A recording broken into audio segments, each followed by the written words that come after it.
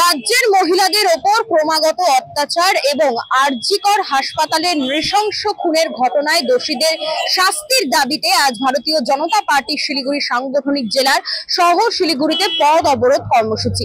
নমস্কার, বিগ নিউজে আপনাদের স্বাগত। সঙ্গে রয়েছে আমি সুস্মি।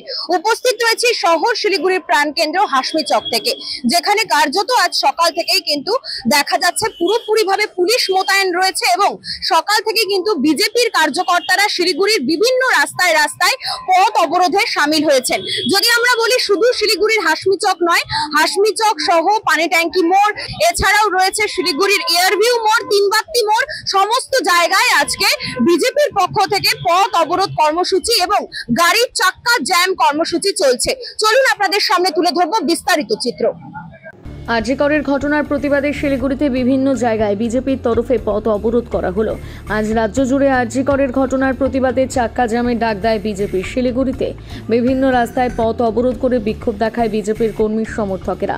এদিন শিলিগুড়ি ভেনাস মোড়, তিনবাত্তি মোড়, এয়ারভিউ মোড়, দার্জিলিং মোড় সহ বিভিন্ন জায়গায় পথ অবরোধ করে বিক্ষোভ দেখানো হয়।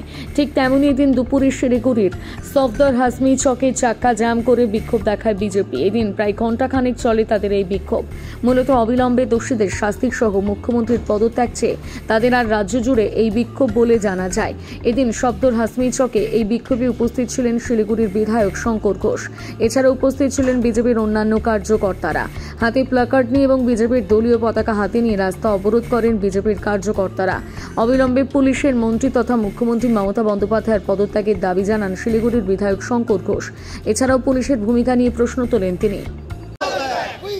Justice! We want justice! We want justice! We want justice! We want justice! We want justice! দেখুন, এটা প্রদেশের কর্মসূচি।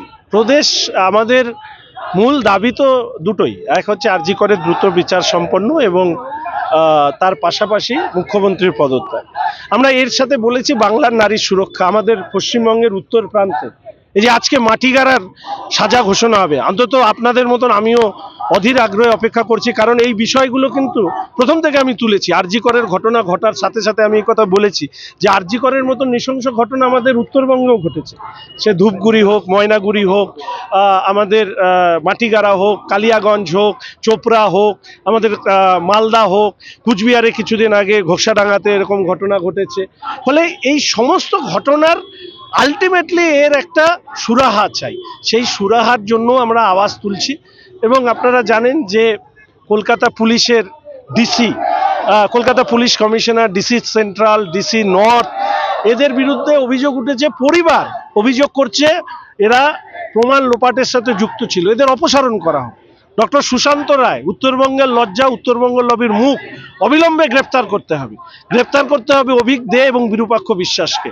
এই বিষয়গুলোকে সামনে রেখে আমরা এই আমাদের অবরোধ কর্মসূচি। সাথে আরেকটি কথা বলতে চাই যে CBI should complete their investigation with a very speedy way, কারণ অনেক মানুষ চাচ্ছেন এই অবস্থাটা দ্রুত শেষ হোক, তদন্ত প্রক্রিয়া দ্রুত শেষ হোক। এবং আমরা আশা করব সর্বোচ্চ আদালত, যেখানে গত 5 তারিখে শুনানির কথা ছিল সেটা পিছিয়েছে, আমরা চাই সর্বোচ্চ আদালতেও বিচার প্রক্রিয়া দ্রুত শেষ হয়ে এর একটা সর্বোচ্চ শাস্তি হোক। কারণ পুরো রাজ্যটা স্টেলমেট হয়ে গেছে, পুরো রাজ্যটা থমকে গেছে। এই রাজ্যে এই মুহূর্তে কিন্তু প্রশাসন তার মানে কোনো কাজ করবার ক্ষমতায় নেই। এবং দুর্ভাগ্য হচ্ছে তৃণমূল কংগ্রেসের চোটচোট্টা নেতারা এরপরেও গলাবাজি করছে। আমি শুনলাম যে মাথাভাঙায় যারা এই ধরনের প্রতিবাদ করছে তাদের মারধর করেছে। সুযোগ পেলে আমি অবশ্যই যাব সেখানে। আর এর পাশাপাশি আমরা চাইবো, যেমন দিনাটা আরেকটা কুখ্যাত জায়গা, কুদয়ন গুহর জায়গা, ওখানে বলে মেয়েদেরকে বাথরুমের মধ্যে আটকে রেখে দিয়েছিল, কাউকে শারীরিক অত্যাচারের হুমকি দেওয়া হয়েছে, সেই অভিযোগ করতে গেলে তাদেরকে ভয় দেখানো হচ্ছে।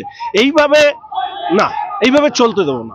সন্দীপ ঘোষের বাড়িতে আজকে ইডিতে আনা করেছে, কিন্তু সিবিআই তদন্তে প্রচুর দেরি হচ্ছে, কি মনে হয়? আমরা দেখুন, সিবিআই এই ব্যাপারে উত্তর দিতে পারবে, তবে ব্যক্তিগতভাবে চাই সিবিআই তদন্ত প্রক্রিয়া দ্রুত শেষ করুক। যদি এই ক্ষেত্রে কোথাও ঢিলেমি থাকে তাহলে সিবিআই যেরকমভাবে আমরা পুলিশের বিরুদ্ধে রাস্তায় নেমেছি, সিবিআই, আমরা একটা জিনিস সবাই জানি যে সাক্ষী, সাবুত, প্রমাণ এগুলোকে টেম্পার করা হয়েছে, ডিস্টর্ট করা হয়েছে, তার মাঝখানে সিবিআই কাজ করছে। বলে সেই জায়গায় নিশ্চিতভাবে তাদের প্রতি একটা আমাদের ছাড় আছে, কিন্তু দীর্ঘদিন এটা থাকবে না। যদি পুলিশের বিরুদ্ধেও নামতে পারি তাহলে সিবিআই এই বিরুদ্ধেও তদন্ত প্রক্রিয়া দ্রুত শেষ করবার দাবিতে রাস্তায় নামব।